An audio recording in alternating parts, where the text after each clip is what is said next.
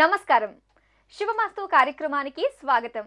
మీరు ఫోన్ చేసి రిజిస్టర్ చేసుకోవాల్సిన IVRS నంబర్స్ 5051010631255563. మీరు రిజిస్టర్ చేసుకునే విధానం మీ పేరు, పుట్టిన తేదీ, పుట్టిన సమయం, పుట్టిన స్థలం, అలాగే మీ సమస్య. బర్త్ డీటెయిల్స్ లేని వారు ప్రశ్న జాతకం ద్వారా మీ సమస్యకి పరిష్కారం తెలుసుకోవచ్చు. జ్యోతిష్యంలో డాక్టరేట్ పొందిన తొలి తెలుగు మహిళ డాక్టర్ సంధ్యాలక్ష్మి గారు మీ సమస్యలకి పరిహారాలు తెలియజేస్తారు. నమస్కారం అమ్మా. నమస్కారం అమ్మా. ప్రేక్షకులకి నమస్కారం. ఈ రోజు మన శుభమస్తు కార్యక్రమంలో ఏ శకునములు శుభకరమైనవి, ఏ శకునములు అశుభకరమైనవి, అలాగే అశుభకరమైన శకునములకి ఎలాంటి పరిహారాలు చేసుకోవాలో ఇప్పుడు మనం తెలుసుకోబోతున్నాం. అమ్మ, అసలు శకునముల్ని మనం నమ్మచ్చా? చాలా మంది అంటూ ఉంటారు కదా, ఇవి ఒట్టి మూఢనమ్మకాలు అని చెప్పేసి. ఎంతవరకు నిజమంటారు ఇవి? శకునాల్ని నమ్మచ్చా నమ్మకూడదా అనడానికి మనం చాలా చెప్పుకోవాలి. ఎందుకు అంటే శకునాలు అనేది భగవంతుడిని నమ్మేటువంటి వాళ్ళకి, సత్యశోధన చేస్తున్నటువంటి వాళ్ళకి కొన్ని ప్రకృతి నుంచి కొన్ని సూచనలు వస్తాయి.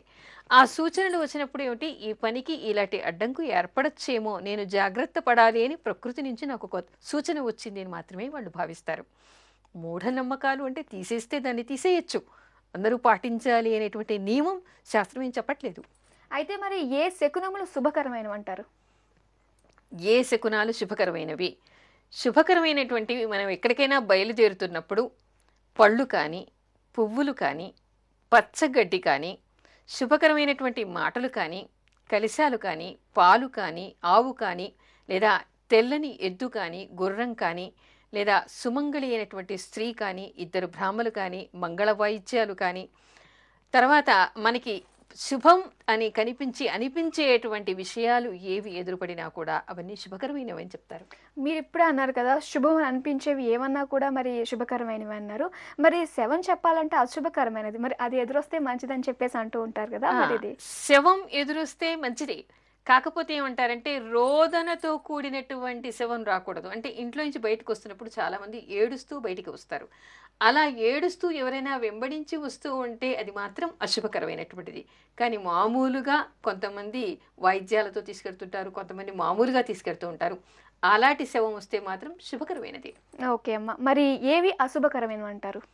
ఏవి అశుభకరమైనవి అంటే మనకి దక్షిణం వైపు నుంచి గాడిద కూత వచ్చిన, బొగ్గులు కానీ, ఎండు కర్రలు కానీ, చెప్పులు కానీ, నువ్వులు నూనె కానీ, లేదా ఏదైనా నూనె కానీ, నలుపు వస్త్రాలు కానీ, నలుపు కానీ, ఇలాంటివి ఎదురొచ్చినప్పుడు మనకి ఏమిటంటే గర్భిణీ స్త్రీ కానీ, ఒంటి బ్రాహ్మడు కానీ, తర్వాత కుక్క కానీ, పిల్లి కానీ, తుమ్ము కానీ, ఇలాంటివి వినిపించినప్పుడు మనకి అశుభం అనేటువంటి విషయాన్ని చెప్తారు. ఓకే అమ్మ, ఒక కాలర్ లైన్లో ఉన్నారు జ్యోతి గారు, వారితో మాట్లాడదాం. హలో.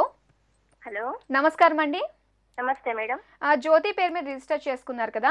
అవునండి. ఒకసారి బర్త్ డీటెయిల్స్ కన్ఫర్మ్ చేసుకుందామండి. చెప్పండి మేడం. 31 జూలై 1976.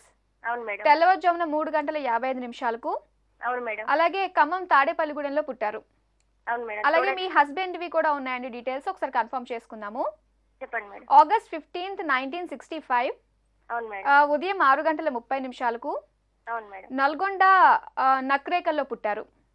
అంటే నకరికల్ దగ్గర. ఓకే ఓకే, ప్రాబ్లం లేదు. అలాగే మీరు రిజిస్టర్ చేసుకున్న సమస్య సంతానం గురించి ఎలా ఉంటుందో తెలుసుకుందాం అనుకుంటున్నారు. అవును మేడం. ఓకే అండి, మేడంతో మాట్లాడండి. నమస్కారం అమ్మా. నమస్తే మేడం. చెప్పండి. నాకు సంతానం లేదండి. నాకు 2 ప్రెగ్నెన్సీలు పోయినాం ఫస్ట్ మ్యారేజ్ కి. 2 పోయాయి. అవును. ఓకే. ఫస్ట్ మ్యారేజ్ అప్పుడు. ఇప్పుడు మళ్ళీ సెకండ్ మ్యారేజ్ చేసుకున్నాను నేను. నాకు సంతానం లేదు. అసలు నాకు సంతానం అనేది ఉన్నదా లేదా అసలు?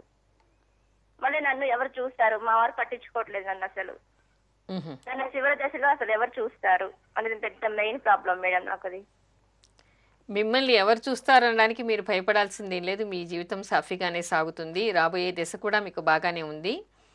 Okay madam. కాకపోతే ఏమిటంటే మీకు మొదటిది విడాకులు అవుతుందని కూడా మీ జాతకంలో ఉంది. మీకు సంతానం ఈ 2013 సంవత్సరంలో అయ్యేటువంటి అవకాశం కనపడుతోందమ్మా. ఓకే, మరి విన్నారు కదండి, మేడం చెప్పినట్టుగానే జాగ్రత్తలు పాటించండి, అంతా మంచి జరుగుతుంది. ఆల్ ది బెస్ట్ అండి. ఓకే అమ్మ, ఇప్పుడు ఎడం వైపు వెళ్ళే వాటిలో శుభకరమైనవి, అశుభకరమైనవి కూడా అంటూ ఉంటారు కదా. మరి ఎడం వైపు కనిపించే వాటిలో శుభకరమైనవి ఏమంటారు?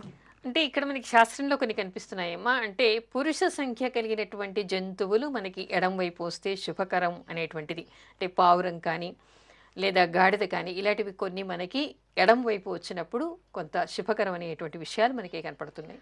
అలాగే కుడివైపు ఏవి కనిపిస్తే శుభకరం అంటారు? స్త్రీ సంఖ్య కలిగినటువంటి ఈ జంతువులు ఏమైనా అంటే కోతి కానీ లేదా గాడిద కానీ ఇలాంటివి కొన్ని స్త్రీ సంఖ్య కలిగినటువంటివి ఏవి ఉంటాయో అవన్నీ కూడా మనకి కుడివైపు అంటే కాకి కోతి ఇలాంటివన్నీ కూడా మనకి కుడివైపు వస్తే శుభకరమే అనేటువంటి విషయం కూడా కనపడుతోంది. అదేవిధంగా జంతువులు మనకి విషమ సంఖ్యలో అంటే బేసి సంఖ్యలో మనకి ఎదురుగా కుడివైపు కనిపిస్తే కొంత అశుభమని, ప్రదక్షిణ క్రమంలో అవి వెడుతుంటే అది అశుభం కాదని, లేదా అప్రదక్షిణగా వెడుతూ ఉంటే మాత్రం మనకి ఏదో కొంత ఇబ్బంది కలుగుతుంది ప్రయాణంలో అనేటువంటి విషయాలు కూడా తెలుస్తున్నాయి.